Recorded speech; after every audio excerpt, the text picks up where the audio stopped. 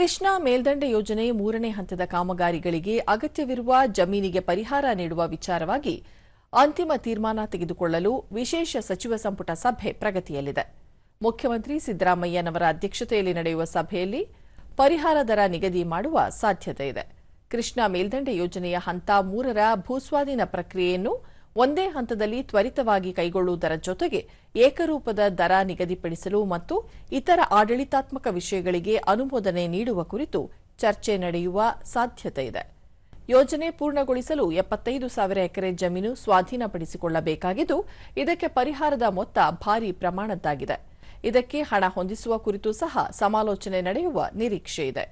3ನೇ ಹಂತದಲ್ಲಿ ಸಂತ್ರಸ್ತರು ಹೆಚ್ಚಿನ ಪರಿಹಾರ ಧನಕ್ಕಾಗಿ ನ್ಯಾಯಾಲಯಗಳ ಮೊರೆ ಹೋಗಿದ್ದಾರೆ.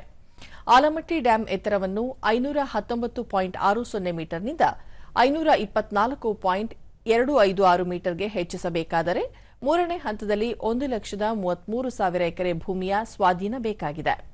29,568 ಎಕರೆ ಭೂಸ್ವಾಧೀನವಾಗಿದೆ.